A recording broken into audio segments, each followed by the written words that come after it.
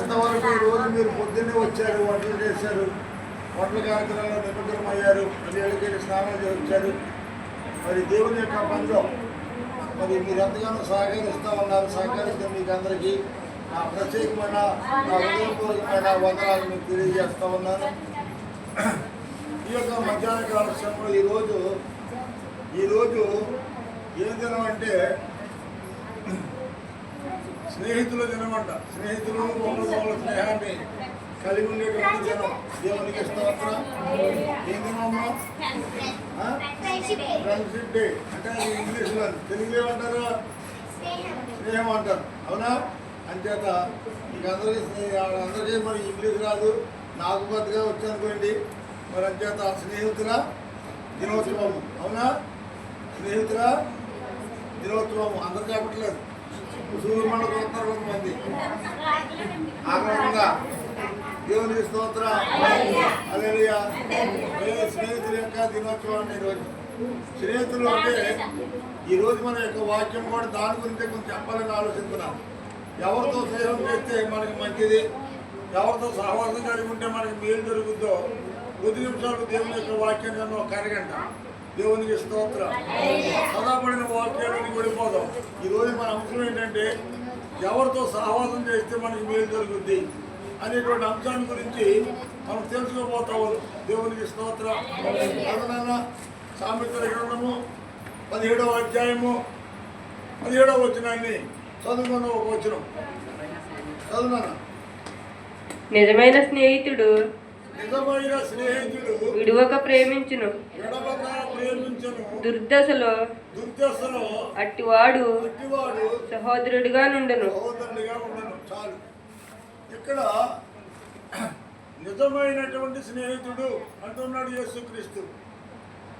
నిజమైన స్నేహితులు ఎవరు అంటే ఈ లోకంలో ఎవరు నిజమైన స్నేహితులు మనకి లేరండి. నిజమైన స్నేహితులని మనం నమ్ముతాం. నిజమైన స్నేహితులుగా ఉంటామని వాళ్ళు మనలను నమ్మబలిగింటారు. కానీ నిజమైన స్నేహితులుగా ఈ లోకంలో మనకి ఎవరు లేరు. దేవునికి స్తోత్రం. హల్లెలూయా. యేసయ్య ఒక్కడు తప్ప, యేసు ప్రభు ఒక్కడు తప్ప, యేసయ్య ఒక్కడు తప్ప ఈ లోకంలో మనకి నిజమైన స్నేహితులు ఒక్కళ్ళంటే ఒక్కడు కూడా లేరు. ఒకవేళ అయ్యగారు ఏంటి ఇలాగంటున్నారు, నా భర్త నన్ను ప్రేమించడం లేదా, నా భర్త నన్ను స్నేహించడం లేదా, నా కడుపును పుట్టిన బిడ్డలు నన్ను స్నేహించడం లేదా అన్ని అనుకోవచ్చు. కానీ వారందరికంటే ఎక్కువగా నిన్ను స్నేహించిన వాడు ప్రభువైన యేసు ఒక్కడే. దేవునికి స్తోత్రం. హల్లెలూయా. ఈ స్నేహితుల యొక్క దినోత్సవం రోజుని నిజమైనటువంటి స్నేహితుడు విడవకుండా మనలను కాపాడుతాడు. దేవునికి స్తోత్రం. హల్లెలూయా. నిజమైన స్నేహితుడు విడవక ప్రేమిస్తాడు. చాలా మంది స్నేహితులను మనం చూస్తూ ఉన్నాం. ప్రాణపోయినా నేను నీ వరకు నీతోనే ఉంటాను, ప్రాణాపై వచ్చినా నీతోనే ఉంటాను, మనం చనిపోయే వరకు మనం ఎప్పటికీ విడిపోవడానికి వీల్లేదు. అలా కలిసి ఉందామని నమ్మబలిగిన వాళ్ళు కూడా ఈరోజు మనకు కష్టం వస్తే మనం ఎవరిమో తెలియదన్నట్లుగా చూసి చూడనట్లు వెళ్ళిపోతూ ఉన్నారు. వెళ్తున్నారా లేదంటారా? వెళ్తున్నా. దేవునికి స్తోత్రం. హల్లెలూయా. నాకు ఎంతో మంది స్నేహితులు ఉన్నారు, పాస్టర్లు ఎంతో మంది స్నేహితులు ఉన్నారు. కానీ నా దుర్దేశంలో నన్ను కనీసం ఫోన్ చేసినోడు కానీ, నన్ను పలకరించినోడు కానీ, ఎలా ఉన్నారని కానీ అడిగిన వాళ్ళు లేరు. ఇంచుమించు చాలామంది నన్ను వాడుకున్నారు, చాలామంది మమ్మల్ని ఉపయోగించుకున్నారు. అన్నం తిన్నంతసేపు ఇస్త్రాగులు జాతీయం పెట్టుకున్నాం. అన్నం తిన్నాక ఇస్త్రాగులు పెట్టి గంటలో పాడేసినట్లుగా వాళ్ళు అవసరానికి వాడుకొని ఈరోజు మనకు అవసరం వస్తే కంటికి కనబడకుండా ఇప్పుడే వస్తాను పాస్తగానే మాకు వెళ్ళిపోయాను. ఇద్దరు అక్కడ నిలబడితే గొడవ జరిగితే సూచనలు చెప్పవలసి వస్తుంది.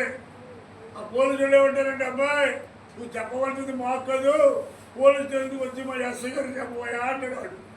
కానిస్టేబుల్ అంటాడు. అప్పుడు స్టేషన్కి రావాల్సి వస్తుంది. రేపు కేసు కడితే కోర్టుకి రావాల్సి వస్తుంది, కోర్టులో సాక్ష్యం చెప్పాల్సి వస్తుంది. ఇవన్నీ మనకు అవసరమా? ఇవన్నీ మనకెందుకు వచ్చింది గొడవ? నా భర్త బాగుంటే చాలు, నా భార్య బాగుంటే చాలు, నా కడుపును పుట్టిన బిడ్డలు బాగుంటే చాలు అని చెప్పి ఈరోజు స్వార్థపూరితమైనటువంటి జనం అయిపోయింది. స్వార్థపూరితమైన జనం మధ్య మనం ఉంటున్నాం. ఈరోజు నీకేం జరిగినా పట్టించుకునే వాళ్ళు లేడు. దుర్దశలో చూడండి ఏముంది, మంచి నమ్మకమైనటువంటి స్నేహితుడు మనకు దుర్దశలు, మన కష్టాలు, మన బాధలు, మన వ్యాధులు, మన సమస్యలు, ఇప్పుడు ప్రేమగా మరి ఆపదలో ఉంది, బాధలో ఉంది, వెళ్ళి పలకరించి అని అప్పడుకుందేమో, మరి ఆయన హాస్పిటల్లో ఉన్నాడు, 50,000 అప్పడుకుందేమో, 10,000 అప్పడుకుందేమో, 20,000 అప్పడుకుందేమో అని చెప్పి మోకం చోట ఎదినోళ్ళు కూడా లేకపోలేదు. అలాంటి అనుభవాలు ఆవిడికి ఉన్నాయి, అలాంటి అనుభవాలు నాకు కూడా ఉన్నాయి, ఇలాంటి అనుభవాలు మీకు కూడా ఉంటుంటాయి. దేవునికి స్తోత్రం. హల్లెలూయా. మనకు దుర్దశ వచ్చినప్పుడు, కష్టకాలం వచ్చినప్పుడు నీతో ఉంటానన్న వాళ్ళు నీవెవరో తెలియదు అన్నట్లుగా మనలను చూసినట్లుగా ఉంటున్నారండి ఈరోజు. అలాంటి వాళ్ళు ఎంతోమందిని కళ్ళారా చూస్తున్నాను, చెవులారా వింటమే కాదు, ఈరోజు నేను అనిపిస్తూ ఉంటాను. సొంత తమ్ముడు నా తర్వాత 11 సంవత్సరాల తర్వాత పుట్టినటువంటి సొంత తమ్ముడే వదిలి గారి మీద కత్తేసి వచ్చి వేరొకరు చూస్తుంటే అక్కడ ఏం జరిగిందో నాకు తెలియదు అన్నాడు కళ్ళారా చూసి. వాడికి బట్టలు లేకుండా స్నానం చేయించింది ఈవిడి. కన్న తల్లి వల్ల చూసింది, కన్న తల్లిలో పెంచింది, సన్యపాదాలంటే ఇవ్వలేదు కానీ తల్లి కంటే ఎక్కువ చూసింది. అలాంటి ఆమెకి కష్టం వస్తే కేకలు పడ్డే కానీ కత్తెట్టిన వాడి మీద చూడలేదు అన్నాడట. రేపొద్దున వాడి మీదకి వాడి పిల్లల మీదకి ఎవడో కత్తెట్టు వస్తా, అప్పుడు మనం ఏం చెప్పాలి? మేము కూడా ఇంట్లో ఉన్నామండి, చెవుతో లేదు గొడవ అనుకుంటాం కానీ కళ్ళతో మేము చూడలేదు అని చెప్పాలి. అంతేనంటారా? అవుట్ అయిపోయింది. అది రెండవది, ఆ సొంత చిన్నాన్న కూతురండి, సొంత చిన్నాన్న కూతురు పద్మ గారికి తెలుసు. ఆమె అంటే ఎంతో ఇష్టం ఈవిడికి. ఆ భర్తలో ఆడపడుకుంటే అంతే ప్రేమిస్తుందండి ఈవిడి. ఆవిడ కూడా ప్రేమించేది. మరి ఈ మధ్యకాలంలో ఏం జరిగిందో తెలియదు కానీ ఇద్దరు గదిలో ఉన్నాడు మేము. పోలీసులు వచ్చారు మన ఇంటి వరకు. గదిలో ఉన్నాడు మేము. గత రోడ్డు మీద ఏం జరిగిందో మేము చూడలేదండి. మా వదిన మాత్రము అగులు గుడిచుకుంటూ వచ్చిందండి. వచ్చింది అన్నకి ఫోన్ చేయమంటే చేశాను, అంతేనే, మిగతా కూడా నాకేమీ తెలీదు అంత. మరి ఆ కత్తటి నరికైతే తెలీదా, డ్రమ్ము నరికైతే తెలీదా, కత్తటిని వేరే తెలియదన్నా అంటే రేపొద్దు నీ మొగుడికి వస్తే, రేపొద్దు నీ కట్టుకున్న మొగుడికి వస్తే, రేపొద్దు నీ కన్న కూతురికి వస్తే, రేపొద్దు నీ అల్లుడికి వస్తే, రేపొద్దు నీ కొడుకు వస్తే అప్పుడు ఎవరు అక్కర్లేదో నీకు? తోపుట్టిందంటే చిన్నాన్న కూతురు అని మేము ఎప్పుడూ చూడదన్నాక సొంత చెల్లెలు అని భావించాం. కానీ వదిన గారికి ఆపదొస్తే నాకు తెలియదని చెప్పి అబద్ధ సాక్ష్యం చెప్పిందండి. అంటే కత్తట్టుకు వచ్చి కత్తి నుంచి ఇంటికి ఏ రకం చేసినండి వాళ్ళ ఇంటికి క్యాగేసి వాళ్ళ ఇంటికాడ నీళ్లు పట్టుకెళ్తుంటే నీళ్లు పట్టుకెళ్ళని వద్దని నేను కబురు చేస్తే మాకు అందరూ కావాలి అంది. అంటే ఆవిడ మీద కత్తట్టుకు వచ్చినోడు కావాలంట, నన్ను సంపేత్తనన్నవాడు కావాలంటే ఆవిడకి, మేము రాకపోయినా పర్లేదు ఆవిడ. సొంత చిన్నాన్న కూతురే. ఇదో రక్త సంబంధం, ఇదో ప్రేమ, ఇదో నిజమైన ప్రేమ. కపట అండి, కపట సహోదరులండి వాడు. కపటంగా ప్రేమిస్తారండి, పైకి చక్కగా ఎగిరిస్తుందని మా చిన్నాన్న కూతురు. మనిషి 2 అడుగులు 3 అడుగులు ఉంటుంది కానీ పెద్ద రాజుకి వెళ్తండి, అసలు వాడికి అంతని వెళ్తుందండి ఆవిడ, పైకి కనబడదా. అలాంటి దాన్ని నమ్ముతుందండి పిచ్చది. ఏమండి అలాంటి పిచ్చది, అలాంటి దాన్ని నమ్ముతుందండి. లోకం అంతా కపటంతో ఉంది, కపట సహోదరులు పోయి మనం బతుకుతున్నాం. సర్పాలు ఎప్పుడు కోటేస్తే మనకు తెలుసు. సర్పమ్మ కంటే ప్రమాదకరమైన మనుషులండి. సర్పానికి రోడ్లోనే ఉంటుంది విషం, తేలికి తోకలోనే ఉంటుంది. మనిషికి నిజమల్ల విషమేదండి, మనిషికి నిజమల్ల విషమే. మనిషి నడిచినంత లెక్క పచ్చగట్టు కూడా మూలవుతుంది. కారణం ఏంటో తెలుసా? ఈ రెండింటిలో ప్రమాదమైనటువంటి జంతువు మనిషి. ఇలాంటి మనుషుల మధ్యన మనం బతుకుతాం. చాలా జాగ్రత్తగా ఉండాలి, వెలుపు కలిగి ఉండాలి. ప్రభు నేను ఉంటానుకుంటా ప్రార్థనలు ఏడుతున్నాను. ప్రభు అందరికీ అన్ని విషయాలను సహాయం చేశాను. అందరి వేళలో వెళ్ళాను కదా. ఈ రోజుని కనీసం ఎవడు కూడా అవును ఒంటిగా విడిచిపెట్టేశానండి ఏసై అన్నాడు. నేను సిలువైపడినప్పుడు నాతో ఉన్న వాళ్ళందరూ నన్ను విడిచిపెట్టేసి వెళ్ళిపోయారు, కానీ నా తండ్రి నాతోనే ఉన్నాడు. ఈ రోజు నీతో నేను ఉన్నానని దేవుడు మాట్లాడాడు. దేవునికి స్తోత్రం. హల్లెలూయా. అదే విశ్వాసంతో, అదే నమ్మకంతో ముందుకు సాగిపోతా ఉన్నామండి. ఈ యొక్క మధ్యాహ్న కాల సమయంలో నీవేళ వాడలేదా 7 గురించి మీకు ఎందుకు చెప్పవలసి వచ్చిందంటే, ఆ వాడగట్లు ఇంకా చాలా మంది ఉన్నారు, అని ఇరుగుపడి వాళ్ళు చాలా మంది ఉన్నారు. ఇరుగుపడి చెప్పకపోయినా కనీసం రక్త సంబంధాలను చెప్పాలి వద్దా? ఏమో ఎదురు కొట్టుంది, ఎదురు సైకిల్ షాపులు ఉన్నాయి, పోలీసులు పేదవాడు వెళ్ళిపోతున్నాడు కాదు, ఆడికేదో సాక్షి చెప్పాలి వస్తుంది. డైరెక్ట్గా గుమ్మలోకి వచ్చి ఏ రోజు చుట్టూ కత్తెట్టి నరికేశారు. మీకు చూపించిన తర్వాత వీడియోలు ఎందుకు చూసి చెప్తున్నారంటే అందరూ మనవాళ్ళే అనుకున్నాం, అంతా మనవాళ్లే కదా, వాడగట్టంతా మన కులస్తులే కదా, వాడగట్టంతా మనవాళ్ళే కదా అనుకున్నాం. కానీ టైం వచ్చేటప్పుడు ఈ కులమో లేదు, వాడగట్టు ఒంటరిగా అయిపోయారు. మేము ఒంటరి పోయినా మీరందరూ మాకు తోడైన కారణం ప్రార్థన చేస్తున్నారు. మీరందరూ ప్రార్థన చేస్తూ ఉన్నారు. అది మేము ఎప్పుడు కూడా అంటూ ఉంటాం, మా కులం లేదు, మాకు బంధుత్వం లేదు, రేపు కులాన్ని బట్టి బంధుత్వాన్ని బట్టి ఊరిలో లేదు. కానీ దేవుని సంఘాన్ని, దేవుని స్వరక్తం ఇచ్చి కట్టబడినటువంటి సంఘం నిమిత్తమే ఈరోజు మేము వస్తూ ఉన్నాం.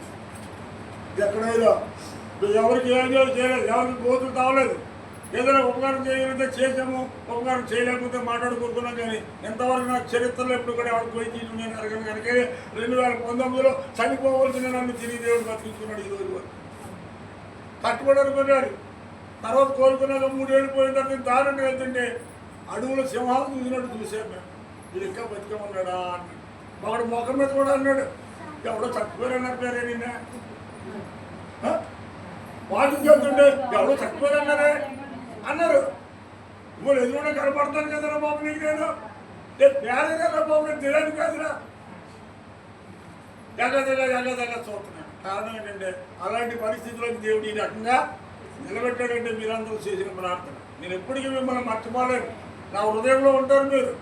ఎవరు ప్రార్థన చేసినా, ఎవరు మేలు చేసినా, ఎవరు కీడు చేసినా ఎప్పుడు కూడా నేను ఇక్కడ దోసుకుంటాను. దేవునికి స్తోత్రం. అందుకే ఈ లోకంలో మనుషులు నమ్ముడు కంటే రోజులు నమ్ముకోడు కంటే యెహోవాను ఆశ్రయించినప్పుడు ధన్యుడు. ప్రియమైన దేవుని పెట్టారా, ఈ మధ్యాహ్నకాల సమయంలో నిజమైన స్నేహితుడు మన దుర్దశలో కూడా మనల్ని విడిచిపెట్టడు, మన కష్టకాలంలో విడిచిపెట్టాడు, మన ఆపదలో విడిచిపెట్టాడు. ఆయనే ప్రభు అయిన యేసు. దేవునికి స్తోత్రం. హల్లెలూయా. యేసుక్రీస్తు ప్రభులు వారు. కానీ బైబిల్లో గుడ్డోడు ఉన్నాడు. ఆ గుడ్డోడు చూపు లేనప్పుడు యేసు ప్రభు స్వస్థపరిచాడు. యేసు ప్రభు స్వస్థపరిచేసి ఆ జనంలోకి వెళ్ళిపోయాడు. ఆయన ఇటు తీరా చూసేటప్పటికి చుట్టూ జన సమూహం ఉన్నారు. కానీ యేసు ప్రభు తెలియదు. అప్పటి వరకు ముట్టుకుదోని గుడ్డోడాడు.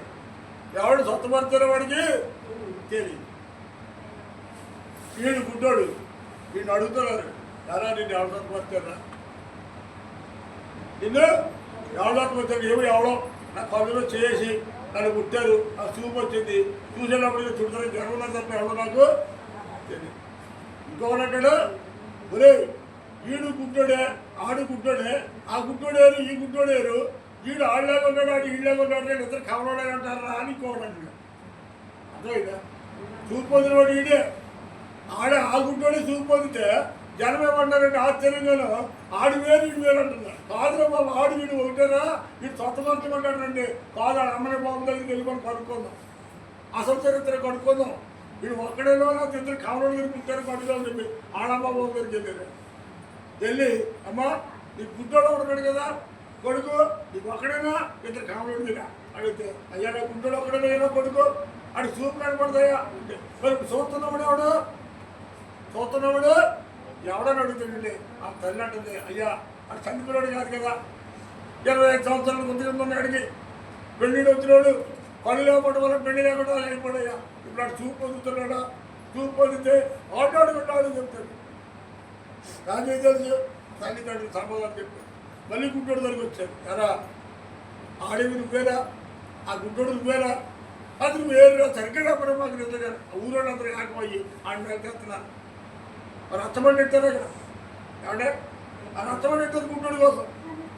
అది వేరు మాట్లాడి చూపు పొందడమా, మేలు పొందడమా, ఏ సరే మేలు చేయడం వాడికి వదిలి పాపం. ప్రియమైన దేవుని పెట్టారా, మేలుకు కూడా కీడుగా మార్చేటటువంటి లోక ప్రియమైన వాడిని బజారు కాల్సాం. ఎంత అడవడి జరిగిందో చివరిగా గుడ్డోడిని ఊళ్ళోకి తెలిసివేశారు. గుడ్డోడిని ఊళ్ళోకి తెలివేశారు, కుటుంబం తెలివేశారు. నువ్వు నిజం చెప్పకుండా దాస్తున్నావు కానీ వాళ్ళు అన్నారు, మోకాళ్ళకి మాట్లాడి చెప్తే మరి పిచ్చోడా, వాడు నీ తెలివేయటం కాదు, నిన్నే ప్రత్యేకపరుచుకున్నాను, వాళ్ళందరిలో వచ్చి నువ్వు ప్రత్యేకమైన వ్యక్తి అన్నారు. దేవునికి స్తోత్రం. ఈ రోజు ఒకవేళ నీవు ఏదైనా ఒకవేళ ఇలా విలువబడుతున్నావు, మన కులస్తులు పోయేది, మన సమాజం పోయేది, కొనుగోలు మానకుండా ఇలా ఒంటరిగా బతుకోవాలని పరిస్థితి ఏర్పడుతున్నాడు. అది వాడు వల్ల చేసింది కాదు. యేసు అంటున్నాడు, నిన్ను నేను ప్రత్యేకపరుచుకున్నాను, నిన్ను నా కొరకు ప్రతిష్ఠించుకున్నాను. ఇది వాడితో కలవడానికి వీల్లేదు. ఆడది నిజమేంటి కాదు, నేనే వాడి నుంచి నిన్ను ప్రత్యేకపరచుకున్నాను, నువ్వు నా చెప్తాను. దేవునికి ఇస్తావు. హల్లెలూయా. నిజమైన స్నేహితుడు ఎడవక ప్రేమించే దేవుడు యేసయ్య. అట్టివాడు దుర్దశలో అనగా నీకు ఆపద వచ్చినా, కష్టం వచ్చినా, కన్నీరు వచ్చినా, వ్యాధి వచ్చినా, బాధ వచ్చినా, నీకు ఎలాంటి పరిస్థితిలో ఉన్నా అట్టివాడు ఎలా ఉంటాడంట, నీకు సహోదరుడిగా ఉంటాడంట. చదవడం సరే చదువు. నిజమైన స్నేహితుడు విడువక ప్రేమించును, దుర్దశలో అట్టివాడు సహోదరుడిగా నుండును. దేవునికి స్తోత్రం. హల్లెలూయా. నీ కష్టకాలంలో నీతో ఉన్నవాడి కంటే ఈ లోకంలో ఎవడు గొప్పవాడు కాదు. అది ఎప్పుడు మర్చిపోవద్దు. నువ్వు నీ కష్టకాలంలో నిన్ను ఆదుకున్నవాళ్ళు, నీ కష్టకాలంలో నిన్ను ఆదరించిన వాళ్ళు, నీ కష్టకాలంలో నీ తోడు నేడుగా ఉన్నటువంటి వాళ్ళు, నీ రక్త సంబంధాలు కంటే, నీ కడుపును పుట్టిన వాడి కంటే, నీ కట్టుకున్న భర్త కంటే, నీ కట్టుకున్న భార్య కంటే ఎక్కువైన వాళ్ళు నీ కష్టాలలో నీకు తోడుగా ఉన్నవాళ్ళే. దేవునికి స్తోత్రం. హల్లెలూయా. నిజమైన స్నేహము మనం కలిగి ఉండాలి. దేవుని వాక్యము సెలవిస్తూ ఉంది. నిజమైన స్నేహితుడు వినవక ప్రేమిస్తాడు. కపట సహోదరులు ఏం చేస్తారంటే పైకి ప్రేమగా నటిస్తారు, కానీ లోపలంతా సొమ్ముతో నింపబడి ఉంటారు. పైకి ప్రేమగా ఉంటారు. దేవుని వాక్యం సెలవిస్తుంది, ప్రేమ కలిగిన పెదవులు అపవిత్రమైన హృదయం పెట్టండి. అటు వాళ్ళు మాటలు ఎలా ఉంటాయంటే తేనెకంటే తీయగాను, నూనె కంటే నునుపుగా ఉంటాయి. అలాంటి మోసకరమైన మాటలతో మనల్ని మోసం చేస్తారు. ఎక్కడో కాదండి, ఏ ఊళ్ళోనే కాదు, నీ ఇంటి పక్కనే. నీ ఇంటి పక్కన ఉన్నవాళ్ళు నేను మోసం చేస్తాను, నీతో ఉన్నవాళ్ళే నేను మోసం చేస్తాను, నీతో సహోదరం చేసేవాళ్ళే నేను మోసం చేస్తాను. నువ్వు ఎవరితో ఎంతవరకు సహోదరం చేయాలి అంతవరకే చెయ్యి. ఎవరు ఎంతవరకు నమ్మాలో అంతే నమ్ము. అందరూ మనవాళ్ళే కదా అని నువ్వు నమ్మేవా, నిన్ను నమ్మకంగా చేసి మళ్ళీ కోలుకొని నమ్మ చెప్తారు నీ లోకం. జాగ్రత్తగా ఉండండి. నేను అనుభవం చెబుతున్నాను, నేను బాధలు అనుభవించి చెబుతున్నాను. ప్రియమైన వాళ్ళు ఈ విషయం అన్నమని కూడా జాగ్రత్తగా వినాలి. గుడి జరిగితే పండుగ అనుకునే రోజులు కాదు, చాలా జాగ్రత్తగా బతకవలసినటువంటి జనాలండి. దేవునికి స్తోత్రం. హల్లెలూయా. రెండవ మాట కూడా మీకు స్తోత్రం. రెండవ మాట యోహాను వార్త 15:13 చూడరా. ఎప్పుడు చెప్పి వాక్యం అనేది వాక్యంతో కట్టింగ్ చేయాలి.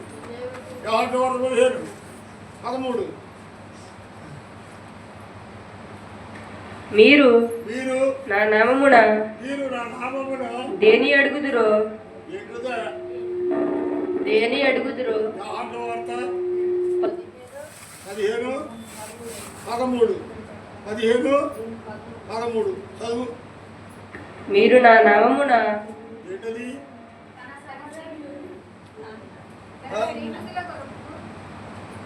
తన సహోదరుల కొరకు ప్రాణం పెట్టేవాడి కంటే ఎక్కువైన ప్రేమ ఎవరు లేరు. దేవునికి స్తోత్రం. తన సహోదరుడి కోసము ప్రాణం పెట్టిన వారి స్నేహితుడి కంటే ఎక్కువైనటువంటి స్నేహితులు ఈ లోకంలో ఎవరు లేరు అని యేసు ప్రభు చెబుతున్నాడు. అంటే మన కోసం ప్రాణం పెట్టినటువంటి మన స్నేహితుడు ఎవరు? మన కోసం ప్రాణం పెట్టినటువంటి మన స్నేహితుడు, నిజమైన స్నేహితుడు ఆయనే ప్రభువైన యేసుక్రీస్తు. దేవునికి స్తోత్రం. హల్లెలూయా. యేసుక్రీస్తు నీ కోసం ప్రాణం పెట్టాడు, నీ కోసం ప్రాణం పెట్టాడు, నా కోసం ప్రాణం పెట్టాడు, లోకం అంతటి కోసము ప్రార్థన పెట్టాడు. ఆయన పెట్టాడా లేదా? మన రక్షణ ఎక్కడి నుంచి వచ్చింది? ఆయన శిలువ వలనే మనకి రక్షణ. ఆయన శిలువ మరణ పునరుద్ధానాలు ఎందు విశ్వాసముంచడం ద్వారా మనలను దేవుడు నీతిమంతులుగా తీర్చాడండి. దేవునికి స్తోత్రం. హల్లెలూయా. ఎలా వాక్యం ఎక్కడికి వెళ్ళిపోవాలి? ఏం చదువుతున్నారు నువ్వు? నాకేం అర్థం కదా. నువ్వు చదివిన వాక్యం ఏంట్రా? 14 చదివేవారు. అవునా? మాకట్లా తగ్గినాయి. 14 చదివేవారు. అవునా? మళ్ళీ చదువుతారు. చదవరా. 14 చదివికి దారి తప్పించేసేవారు.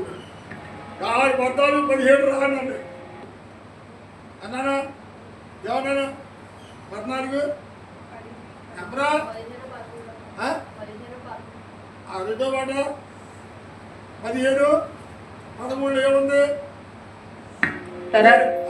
తన స్నేహితుల కొరకు తన స్నేహితుల కొరకు తన ప్రాణము పెట్టువాని కంటే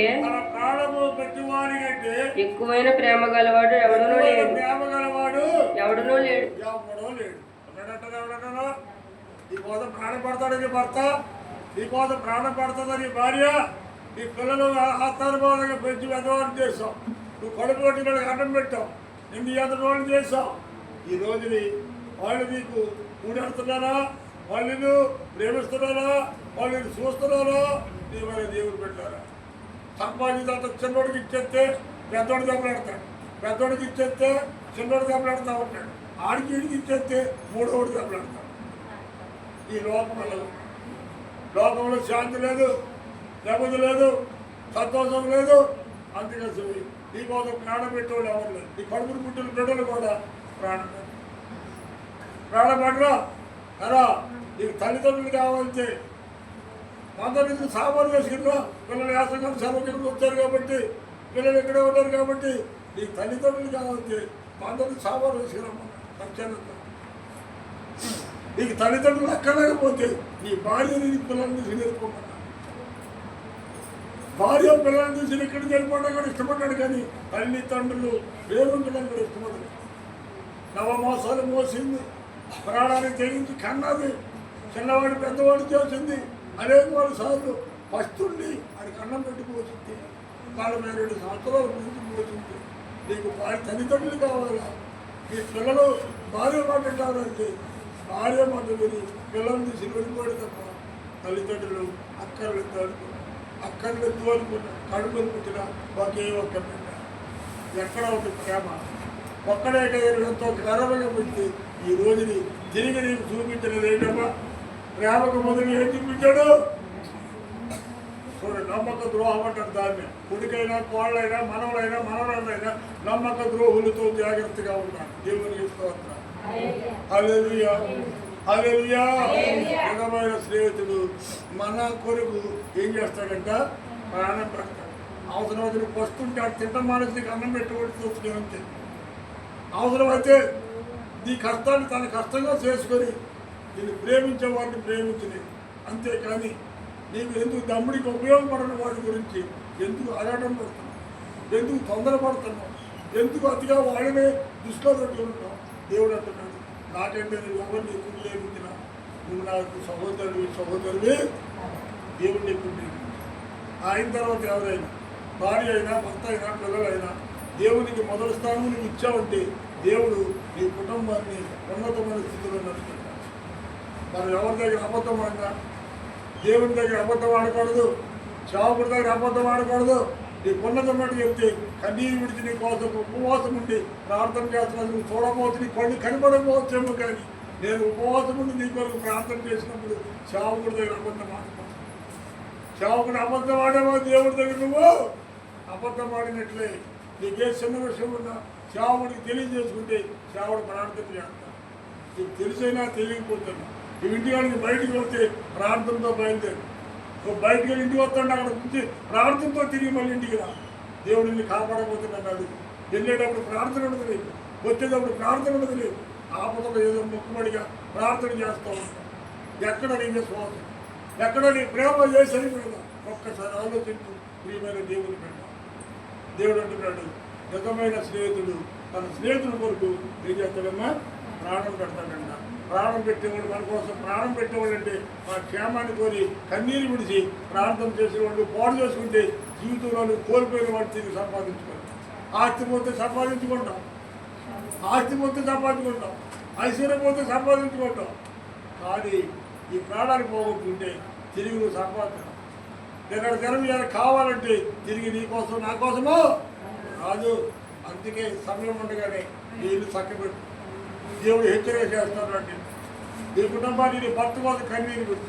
ఎన్నిసార్లు నేను చెప్పలేదు, అమ్మా నా కోసం కట్టండి, మీ భర్త కోసం ప్రార్థించండి, నీ బిడ్డల కోసం ప్రార్థించండి. ఎన్నిసార్లు చెప్పలేదు? మీరు చేస్తున్నారా? నిద్రపోతున్నారా? ఆలోచించండి ఒకసారి. మీ ప్రార్థన ఎంత ఎలుగెత్తి ప్రార్థన చేస్తారు, ఎంత కన్నీరు కాడి మీరు ప్రార్థన చేస్తారు. ఆ ప్రార్థన ఉంటే ఈ రోజుని నీ కుటుంబాన్ని కాపాడా దేవుడు. ఆ ప్రార్థన ఇప్పుడే కాదు, మొట్టమొదటి నుంచి ఉండాలి. ఇప్పుడైనా ఉపవాసం ఉండి ప్రార్థన చేయండి. అందులోనూ ఒకరు కాదు, నా బట్టికి లేదు, నీ బట్టికి నువ్వు ఎవరి బట్టికి వాళ్ళు, నీ కుటుంబం బాగోవాలంటే నీవు కన్నీటి ప్రార్థన చేయవలసింది. నీ భర్త బాగోవాలి, నీ భార్య బాగోవాలి, నీ పిల్లలు బాగోవాలి. వాళ్ళ ఇంట్లో బయటకు వెళ్తే వచ్చే వరకు నమ్మకోలేదు. మా టీవీ ఇక్కడికి వస్తున్నా మళ్ళీ ఇంటికి వెళ్ళే వరకు గ్యారంటీ లేదు. దీన్ని ప్రమాదాలు దాఖలేదు. ఇలాంటి ప్రమాదాల్లో నువ్వైనా నేనేది తప్పించబడాలంటే నా ప్రార్థన నీకు కావాలి, నీ ప్రార్థన నాకు కావాలి. ఈ రెండు కలిస్తేనే తప్ప చప్పట్లు అసలు ఈ ప్రార్థన ఈ చెయ్య కలిస్తేనే తప్ప చప్పట్లు రావు. అందుకైతే నా ప్రార్థన నీకు అవసరం, నీ ప్రార్థన నాకు అవసరం, మనందరి ప్రార్థన అందరికీ అవసరం. దేవుడికి స్తోత్రం. హల్లెలూయా. మూడవ మాట చెప్తాను జాగ్రత్త. మూడవ మాట త్వరగా వచ్చేద్దాం. యోహాను సువార్త 15:14 వచ్చిన కూడా చదివినాను. నేను మీకు ఆజ్ఞాపించు వాటిని నీకు ఆజ్ఞాపించినటువంటి వాటిని చేసిన వెడల నేను నీకు ఆజ్ఞాపించిన వాటి అన్నిటి నువ్వు చేసిన ఎడల మీరు నా స్నేహితులై ఉందురు. చాలు. దేవునికి స్తోత్రం. హల్లెలూయా. ఈరోజు దేవుని మాటలు మీరు విని దాని ప్రకారంగా మీరు చేస్తేనే మీరు నాకు స్నేహితులు అవుతారు. కానీ విని వెళ్ళిపోతే కనుక నీకు నాకు ఏ విధమైన సంబంధం ఉండనే ఉండదంట. దేవునికి స్తోత్రం. హల్లెలూయా. ఏమన్నాడు? నేను మీకు ఆజ్ఞాపించినటువంటి విషయాలను చేసిన వెడల మీరు దాని ప్రకారంగా నడిచిన ఎడల మీరు నా స్నేహితులై ఉందురు. నాకు స్నేహితులుగా ఉంటారు. అవునా స్నేహితుడు ఏం చెప్తున్నాడో దాని ప్రకారం ఉన్నాడు. వాడు ఆ స్నేహితుడే ప్రభు అయిన యేసు. దేవునికి స్తోత్రం. ఏంటండి? స్నేహితుల సహవాసం చేసేటువంటి రోజు అంటే ఇప్పుడు అంత దాని గురించి ఏర్పరచుకొని ఈరోజు మన స్నేహితులు ఎవరంటే లోకంలో మనకి ఎవరు ప్రభు అయిన యేసే మన స్నేహితుడు. ప్రభు అయిన యేసే మనకి నిజమైన స్నేహితుడు. మనకి నిజమైన స్నేహితుడు మన దుర్దేశంలో ఉన్న మన విడిచిపెట్టాడు. నిజమైన స్నేహితుడు తన స్నేహితుడి కోసం ప్రాణం పెట్టేవాడు ప్రభు అయిన యేసు. మూడవదిగా యేసు మాటలు ఎవరైతే విని దాని ప్రకారం నడుస్తారో వాళ్ళని మాత్రమే దేవుడు ప్రేమిస్తాడు. దేవుడికి స్తోత్రం. ఎవరు ప్రేమిస్తాడు దేవుడు? మీరు చెప్పినప్పుడు ఎవరిని ప్రేమిస్తాడు దేవుడు? తన మాటలు విని దాని ప్రకారంగా నడిచేవారి నాకు నిజమైన స్నేహితులు అని చెప్తున్నాడు. అంచేత విన్న వాక్యాన్ని అనుసరించి నడిస్తే కనుక నీవైనా నేనైనా దేవునికి స్నేహితుడిగా ఉంటాం. అది నిజమైన స్నేహం. మరో 2 మాటలు ముందు చెప్తాను. దేవునికి స్తోత్రం. హల్లెలూయా. సామెతల గ్రంథము 19:7 కూడా చదువుకున్నాను. నేను ఎక్కువగా లోపల సామెతల గ్రంథం 19:7. పేదవాడు తన చుట్టుముందలందరికీ పేదవాడు తన చుట్టుములందరికీ తన చుట్టుపక్కల ఉన్న వారికి తన వాడగట్టోళ్ళందరికీ అసహ్యుడిగా చూస్తారంటండి. ఈ వాడగట్టులో ఎవడైనా పేదవాడు ఉంటే వాడు ధనికుడిగా ఉన్నప్పుడు ఐశ్వర్యంతో కలిగినప్పుడు అనేక వాడిని ప్రేమిస్తారు. కానీ వాడు పేదవాడిగా ఉన్నప్పుడు వాడు దరిద్రుడిగా ఉన్నప్పుడు అటు వాడంట మన వాడగట్ట అందరికీ ఇంకా ఎలా ఉండడమ్మా? అసహ్యుడిగా ఉంటాడు. అంటే డబ్బులు లేడు మన ఇంటికి వస్తే మనకి ఎలా కనపడతాడంట అమ్మా చెప్పదు. అసహ్యుడిగా కనపడతాడు. డబ్బు లేడు వస్తే ఈ డబ్బులో వాడు కళ్ళు కొనగకపోయి ఈ డబ్బులో రూపాయలు వచ్చేటప్పటికి ఈ డబ్బు లేడు వస్తే ఎలా కనపడతాడో అసహ్యుడిగా కనపడతాడంట. మనం ఏడు ఎత్తామని వచ్చాడేమో అని, మరి ఏమైనా ఎత్తాదని వచ్చిందేమో, మనకి ఏమైనా పెడతామని వచ్చిందేమో, ఇలాంటి ఆలోచనలు వాడు తనం లేనప్పుడు రాకపోయి తను పెరిగేపోతాయి. అంతేత పేదవాడు నీ చుట్టుపక్కల ఉన్న వాడికి అసలు ఈ జాగ్రత్త పేదవాడు వాడి నువ్వు పేదవాడు వాడికి నేను అసహించలేదు. నువ్వు ప్రేమించిన వాడిని నేను అసహించుకుంటా. కానీ నువ్వు నీ ప్రేమించిన నిజంగా యేసుని ప్రేమిస్తే నువ్వు అట్టి దుర్దేశంలో ఉంటే ఆయన నేను ఉండగా ప్రేమించాడు. ఆఖరిగా మరో మాట చూడండి, ఆఖరిగా మరో మాట సామెతల గ్రంథం 17వ అధ్యాయం 8-17. ఒకసారి చదవరా మాట్లాడతాం కనుక 8-17 సామెతలు చూడండి. చదవతాను నాకు ముందు పోయిందండి. నా పరుపు మీద ఏంటి పుట్టత్వం లేడు. సామెతలు 8:17. 8-17 ఎక్కడుంది పరుపు? ఎక్కడ? అది చూడగడ అక్కడేమో నన్ను ప్రేమించేవారని అక్కడుంటే ఇక్కడేమో పరుపు మీద అట్ట పెట్టరా. రే నీకు ఎదురు మాత్రం ఇంకా తగ్గడే తిరిగాల పరుపా? ఏం పరుపురా? మొడ పరుపా నాది పట్టు పరుపా? ఎక్కడ చదువుతున్నారు నువ్వు? చదవా. నన్ను ప్రేమించేవాడిని నేను కూడా ప్రేమిస్తాను. నీ ప్రేమను అన్యాయంగా నేను విడిచిపెట్టేవాడిని కాదు. ప్రేమ కుమారి దేవుడు అంటున్నాడు, నీ ప్రేమ కుమారి ప్రేమించాడు వెంకటరమణ పేరు తీసేసి, ఏడుకోవడంలో కూడా వెంకటరమణ పేరు తీసేసి ప్రేమ కుమారి ప్రేమించాడు. ఏసయ్య అంటున్నాడు నన్ను ప్రేమించేవాడిని నేను ప్రేమిస్తున్నాను. నువ్వు నిజంగా దేవుడు ప్రేమిస్తుంది. దేవుడు నిన్ను విడిచిపెట్టాడు. దేవుడు విడిచిపెట్టాడు. అందుకే నన్ను ప్రేమించేవాడిని నేను ప్రేమిస్తాను అంటున్నాడు. మాట ఇచ్చి నెరవేర్చేవాడు కానీ మాట ఇచ్చి తప్పేవాడు అంటే ఈ మధ్యాహ్నకాల సమయంలో దేవుడు నిజమైన స్నేహితులుగా దేవుడికి స్నేహితులుగా లోకానికి కాదు దేవునికి మనము నిజమైన స్నేహితులుగా ఉంది. అలాంటి కృప పరిశుద్ధాత్మ దేవుడు మనందరికీ మెండుగా అందరికీ దేవుడు పలలో వచ్చింది